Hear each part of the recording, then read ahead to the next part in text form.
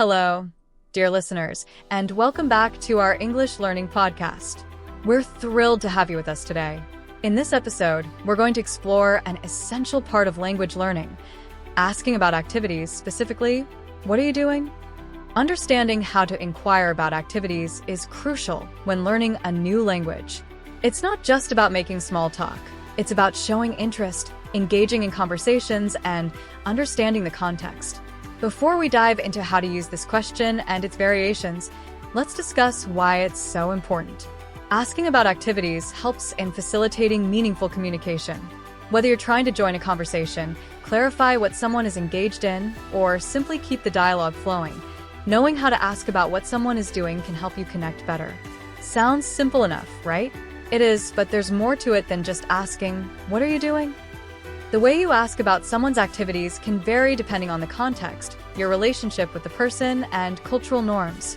For example, a polite, "What are you working on?" might be appropriate in a professional setting, while a casual, "What are you up to?" works well with friends. Being mindful of these nuances helps you navigate various social scenarios more effectively. It's not just about the words you use. How you ask also involves tone and body language. A friendly tone and an open posture can make your question seem more engaging, while a formal tone might be necessary in more serious contexts. Mastering these subtleties can greatly affect how your questions are received. Another key aspect is the cultural context of asking about activities. Different cultures have different approaches to inquiring about what others are doing. What's considered polite or intrusive in one culture might be perceived differently in another. For instance, in some cultures, direct questions about someone's current activity are perfectly normal, while in others, a more indirect approach might be preferred. Understanding these differences is crucial for effective communication across diverse settings. So, in today's podcast, we'll dive deeper into asking about activities.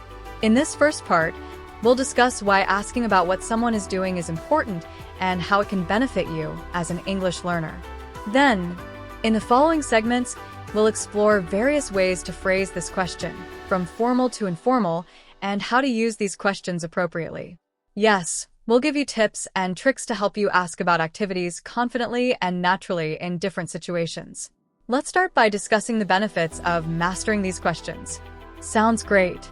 You might be wondering, why should I focus on learning different ways to ask about what someone is doing? Well, as mentioned earlier, asking about activities is a cornerstone of effective communication. It helps you keep conversations engaging and ensures everyone is on the same page, whether you're at a social gathering, in the workplace, or just interacting casually. That's right. In real-life scenarios, being able to inquire about what someone is doing can help avoid confusion and foster smoother interactions. A clear and polite question about someone's current activity can set the stage for a pleasant conversation, whether it's in your personal life or professional environment.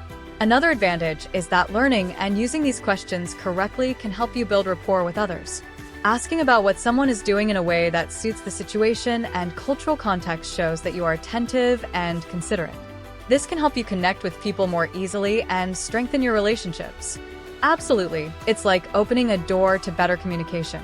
And it's not just about using the right phrases.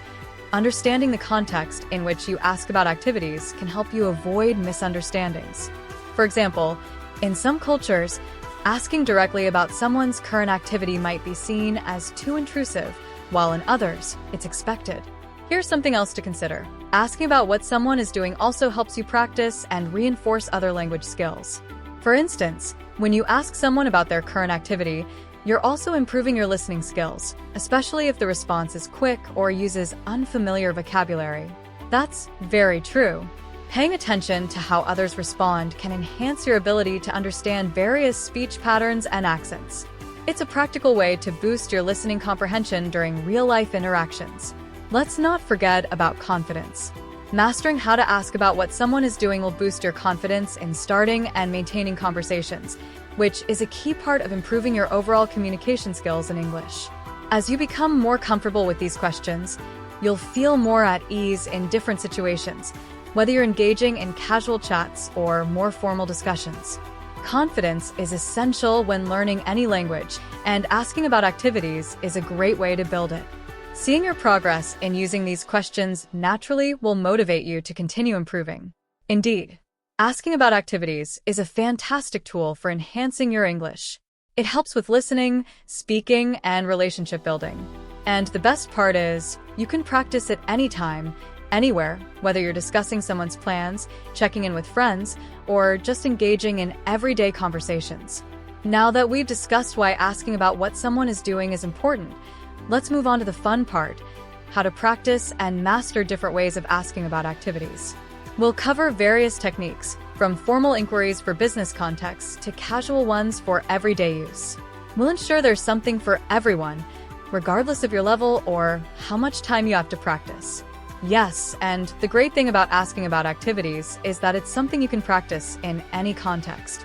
Let's start with the basics. Would you like to explain the simplest ways to begin practicing these questions? Sure. A simple way to start is by focusing on common phrases like, "What are you working on?" or "What are you up to?" If you're new to learning English or at a beginner level, these basic questions are perfect. You can practice by using them in your daily interactions, whether it's with friends, colleagues, or even strangers. That's a great starting point. And if you find these basic questions too easy, you can gradually increase the complexity by incorporating different tones and contexts. For example, practice asking, "What are you doing this weekend?" with varying degrees of formality depending on the situation. Yes, and another useful approach is to practice asking about activities in different contexts. For example, use formal questions in professional settings and informal ones with friends. This will help you become more adaptable and confident in various scenarios. That's a really good technique. And if you're feeling adventurous, you can practice these questions with different cultural norms in mind. This will challenge your understanding of how to inquire about activities in diverse contexts. Definitely. And speaking of challenging yourself, another way to practice is by observing how native speakers ask about what others are doing. You can watch movies, TV shows, or listen to podcasts, paying attention to how people inquire about activities. This will help you grasp the nuances of these questions and their usage in real-life scenarios.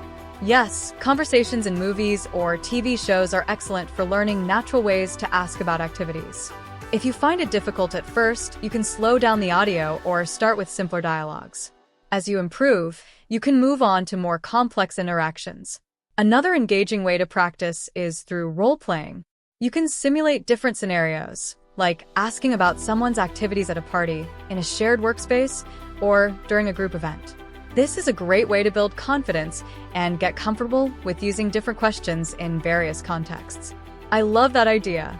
Role-playing makes learning interactive and fun, and it's a fantastic way to practice both formal and informal ways of asking about what someone is doing. You can do this with a friend or even in front of a mirror. And if you're looking for something more advanced, you can practice asking about activities in various cultural contexts. For example, learn how to inquire about activities in Japan, Brazil, or France, and use the appropriate question and body language for each culture. That's a great suggestion. Learning how to ask about activities in different cultures not only improves your language skills, but also enhances your cultural awareness.